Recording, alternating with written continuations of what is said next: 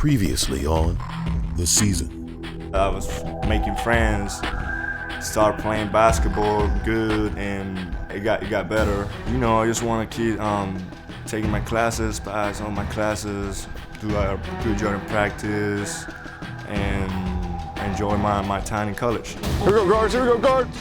Turn that corner and score. That's the first option. Come off that screen and make a play. Come off that screen and make a play. Good, AJ. Be everywhere. Come on, Sebas. Get there. Hands. No middle. And Ole Miss with a 29-10 run to end the game. I don't know if I've ever been more excited to see more life out of guys than you guys just showed that last 7 minutes. Dead, man, dead. Deserved to be. They took the fight to us, right? Deserved to be. And made every play that we needed to make down the stretch to win. You know what it tells me? It tells me they've got a chance. That's what it tells me. If and only if you take the right approach.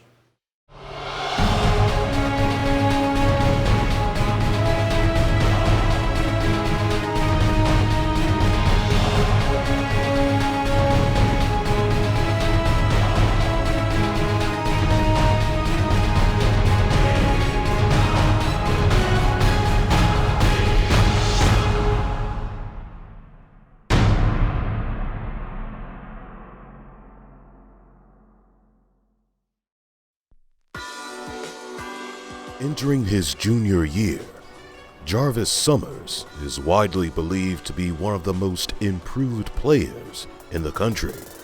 The reason, his dedication to the game. Well, Jarvis has been our team MVP. He's not our most hyped player, but he's been our most consistent player. Early in the season, we challenged him to be more aggressive offensively. In lieu of Marshall's suspension to start the season, Jarvis needed to be the guy that stepped up and made plays for this team in order for us to have a chance to be successful. Jarvis is having a great year. I mean, he's always here training in the training room, taking care of his body, always doing extra work, and he's like the captain of the team. He started the season against Troy with a career-high 28, and from that point forward, he's been very assertive offensively. I think his confidence has rubbed off on his team, and he's really been a consummate team leader for us. Jarvis, he a consistent player. You know, he's always mentally tough. He never get off track. He always poised, and he progressed a lot too. Jarvis is probably, I wouldn't say probably, I think he's the toughest guy on our team. And, you know, he's always been a winner. You know, even from high school, AAU, we watched him all through AAU, through high school. The guy's a winner. You know, Coach Armstrong coaches the perimeter guys, and he's locked in on everything Coach Armstrong's talking about. I would like him to have the ball and make decisions, and because I know he's gonna do a great job. If you have to make the ball or pass it, because he can do it. He can handle the ball. He can pass the ball. He can score. He can do a little bit of everything. I just love to get all my teammates involved. I want to see them get their shine on, because I know if they get their shine on, then I'm doing my part, because I'm the point guard of the team. So just going out there every night, just giving my all and playing with my teammates, that will make it special.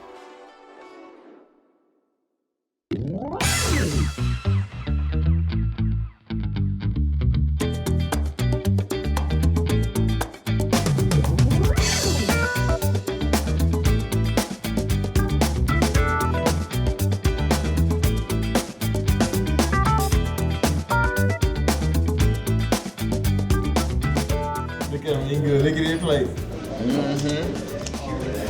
Good roll on that. Jarvis is the coolest boy I ever saw. You got the post up, step by. Look at him. Jarvis, look at him. Look at him, he's cold. Look at him. Cool. He's so cool.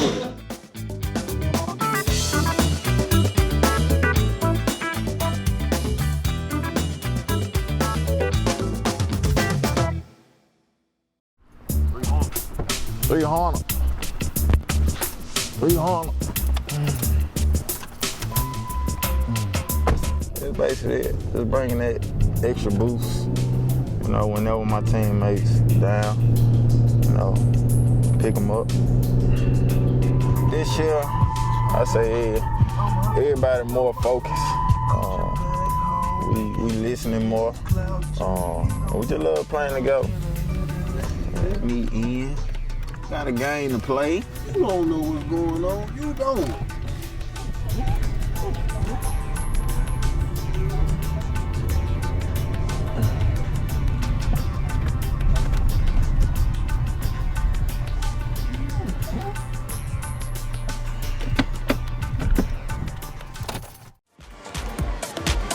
March 15th, last meeting between these clubs, and Marshall Henderson put on a show with 20 points in the second half and a 13-point comeback. With 20 seconds left in the game, Henderson comes up with the steal. That gives Derek Millinghouse a chance to drive into the lane with 1.1 seconds. That basket basically sent Ole Miss to the NCAA tournament. They would go on to win the SEC tournament. They beat Missouri 64-62 in Nashville.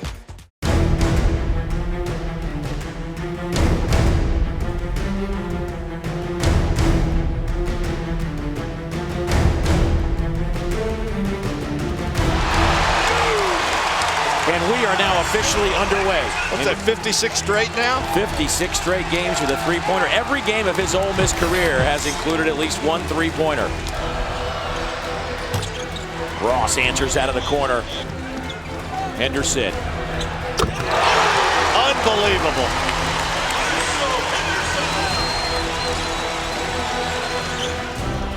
Clarkson behind the arc, got it.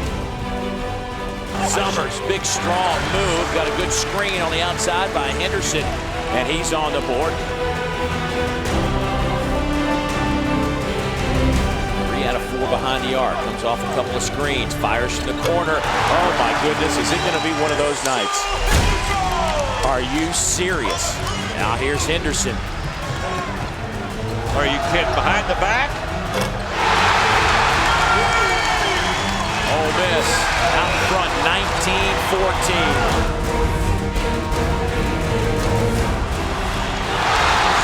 And now everybody's getting it. Snoop White buries a 3. Clarkson, nice touch, hits the front of the rim and just trickles over the cylinder. Like the way he plays this game. Millinghouse through traffic, hangs in the air, got it to go. Saiz with a nice move that time, Dave. He kept going back.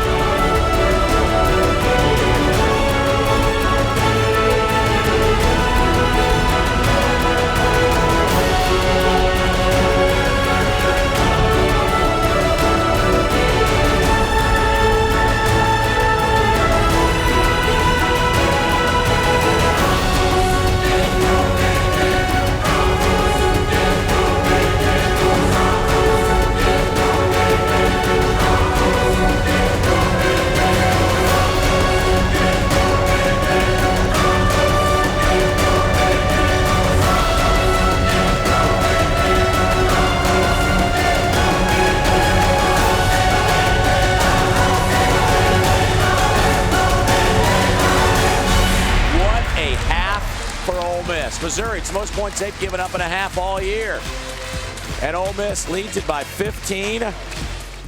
We've got a group that, as you said, you know, we lost 3 valuable seniors, 2 fifth-year seniors that had been through this before and really gave him guidance. But now, you know, he's been through this, and I mean all of this. You may even have been in the building when the legend of Marshall Henderson started to grow. It was all new to him. He's never experienced this. He's never experienced basketball at this level, as it related to the physicalness of it, as it related to how people are going to guard him, the athleticism that's across the board. And he's certainly never dealt with the media and the opposing fans to the level that he did last year. I think he certainly learned some lessons that my hope is that he will be able to use for his betterment moving forward, as well as the leadership that we need from him as our lone senior. Dave, what I'm anxious to see are the adjustments that Missouri is going to make defensively against this offensive Ole Miss, which has been just scalding the nets here. In the corner, Ross got another one. That's 4 for Ernest Ross. Don't look now, but here come the Tigers.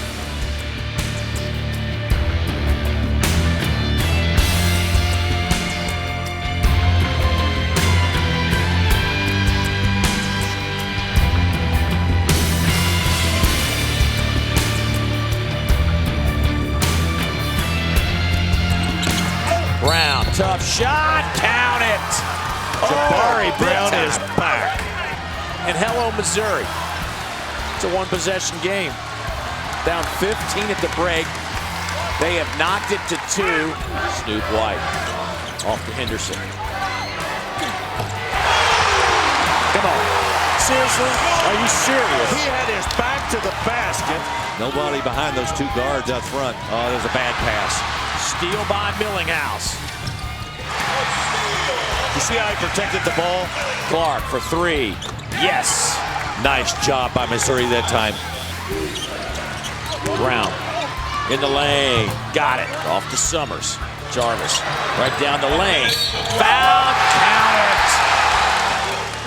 it. We have talked about second half performers tonight. This is one of them right here. Jarvis Summers has had a terrific second half. Clarkson to the corner. Clark fires for 3. Got it. And it's an 8-point game as we hit 15 seconds on the clock. Clarkson. That won't go. Rosberg. Oh, look at Rosberg with a tip in. Have it taken out of his hands by Clark. Back to Brown. His 3 on the way. Good. 3-point game with 1.9 seconds to go. Summers. Oh, he stepped out of bounds. Oh. Missouri will have one last chance. Unbelievable. So here we go. .9. Brian Shea will hand it off to Jordan Clarkson in the corner. Saiz will defend the inbounds. Here we go. Ernest Ross. Long range. Off the iron. Oh! And Ole Miss will take a deep breath because they almost let this one get away. 91-88 our final score, but we were almost heading to overtime.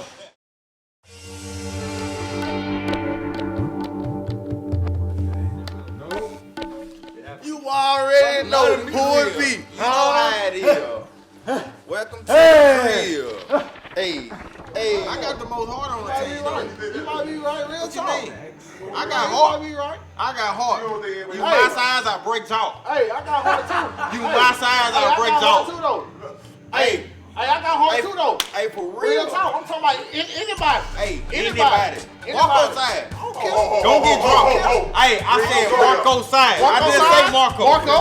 It don't matter. Hey, don't matter. No chance.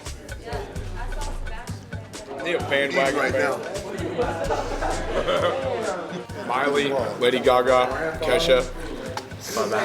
Like, it's leisure and popular culture, so we got to choose a certain type of something. And I'm choosing like those kind of singers. You know what I'm saying? Like my favorite. You know, since I'm a Dallas boy, Kate is a what we call a Memphis boy. Grizzlies and the Mavericks played a couple days ago, so we had to go and my Mavericks prevailed. 110-96. Wasn't even close. Wasn't even close. It was close in the first half. But, and going to a game with them is obnoxious. Absolutely obnoxious.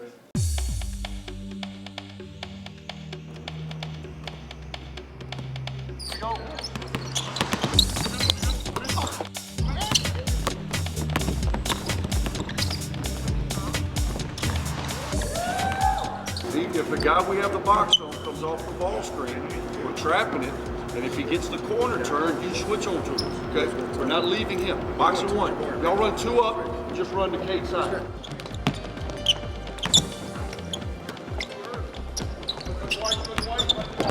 There you go. Good, Mike. Rebound. We're going to run Nate off the shot. Right? Okay, give it to Nate. Johnny, give it to Nate. Run him off the shot. Right baseline. Rotation, shoot and play. Same thing. Watch out. 22 and a half to 2. You know why? Because you held them to 46 points. You guarded them, man. You sat down. You were tough. That's what we have to do. Come on, man. We have to embrace hard. Everybody's got to embrace hard, man. Stay together. I like this group. Hey, you're staying together. Now you got to go make it happen. You know, now you got to go make it happen. Are you good enough to make it happen? I think you are. We got to go make it happen. Come on, now. Let's go, baby. Together. 1, 2, 3. 10 minutes. 10 minutes. I feel like going to last week games on the road, our team got a different swag on the road. I mean, we don't have that same swag we have at home, as y'all noticed, but I feel like we prepare differently and we act differently. And we just knew, like, going on the road, we not gonna have no fans. It's just gonna be us, and we just got to, like, pull out the win together. We knew the game was gonna be hard, you know. I mean, every game in the SEC is hard, you know, especially going on the road is even harder. Traveling to Tuscaloosa, the Rebels were set to take on the Crimson Tide, looking to better their conference record to 8-4. Going to the Bama game, we knew it was gonna be a hard week, and those teams just really not doing too well this year, but it was gonna be a grind game, and we just tried to go in and get the win, but we fell short. Going to Alabama, for me, it was very emotional. I mean, because I was born there. For our team, it was just like, we felt like we put a lot of pressure on us because we felt like we had to win. We had to have this game to win so we can build up our resume and things like that, but just our swag wasn't the same. Jones hands it to White with 3 seconds. Does he know? Leans into the 3 and leaves it short. We asked the question off at the top, who would provide scoring in addition to Trevor Relaford? Well, Relaford hasn't done much. It's been the big guys inside. Halen Jacobs scoring a big chunk of Alabama's 33. They lead by 7 as we go to halftime. Coach was just like, he knew it was gonna happen, like, because our approach wasn't right, and it started from the upperclassmen, starting by me. Just didn't get my guys going. It was very, typical, we just didn't know, like, we got this game. We just gotta pick up our slack from, second half, because our second half, we don't play like we played in the first half. But, we just came in there and we felt like we could have won the game. 17.1, 1 timeout left for Ole Miss. Now, Nick Jacobs is guarding Perez. Let's see if Ole Miss has Perez set the screen. He does, and Summers gets tripped and fouled. Jarvis Summers, who's a 77% foul shooter, will be at the line with a 1-and-1 and a chance to tie the game. If you do in this situation, if it goes in, I like to attack. Let's see if we can get something in transition. And then if we don't have anything, we'll call timeout. 1 timeout left for Alabama. Here's Relaford. Anthony Grant's going to let him play. Relaford waits for a screen. Relaford with 3, launches, and hits with .6. Jones inbounds, Summers, no! Relaford's the hero, and Alabama snapped a 4-game skid. What a big-time shot by Trevor Relaford. Since we lost on the last second shot, I just feel like we was just talking about, like, dang, it happened to us again. Like, from our preseason with Dayton and Mercer, like, we lost at a buzzer beater, and we feel like it's just reoccurring. Like, but we lost on game as a team. Coach, I always preach toughness and energy and focus, and I just felt like nobody focus and energy and toughness was just on the same page, and that's why we came up short. A gorgeous day in Athens, Georgia, where the Bulldogs, riding a 3-game win streak, will host this man, Marshall Henderson, and his teammates from Oxford, Mississippi. The Ole Miss Rebels will try to get back to their winning ways. After a tough loss on Wednesday night, they faced the red-hot Georgia Bulldogs, a club that has won 3 in a row. They are 11-2 inside Stegman Coliseum. Going into Georgia, we was like, we just gave one up at Alabama, so basically we just really got to play our heart out and try to get 1 win on the road during the 2-game stretch. Coming from a loss to Alabama, it was very devastating, so we took Georgia for granted. We thought we were just gonna go in there and just beat them, and you can't take no one for granted at this level.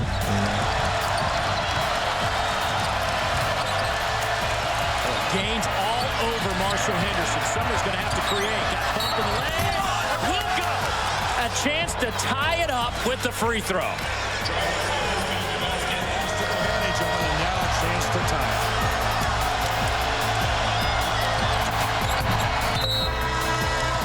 .2 seconds to go. And here we go. The final 10 seconds. Man. Contact. 1.5 seconds to go.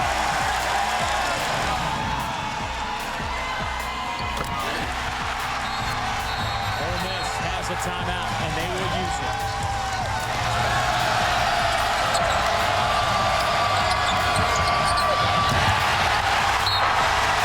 There's your ball game. The Georgia Bulldogs have taken over sole possession of third place in the Southeastern Conference standings. We just got to put it behind us. Like I always say, we just got to move forward, and if we can just get that bond and that chemistry up and just keep working hard and just believe that we can win. Like I said, we just come together, and by me being a leader, just got to get my own teammate just to believe as I got to believe too. And we just got to just pull through these games and just strive just to do our best, and as long as we do our best, then we succeed. The emotion was horrible. It was bad. It was really bad. We lost by 1 point, and once again, Ole Miss we beat ourselves again. Missed free throws, missed layups. We didn't have that many turnovers, but so we lost, by 1 point. And we knew we had coming to this week. We got 2 home games against Kentucky, which is Tuesday, and we got Florida, which is Saturday. And we feel like this is a must-win for us.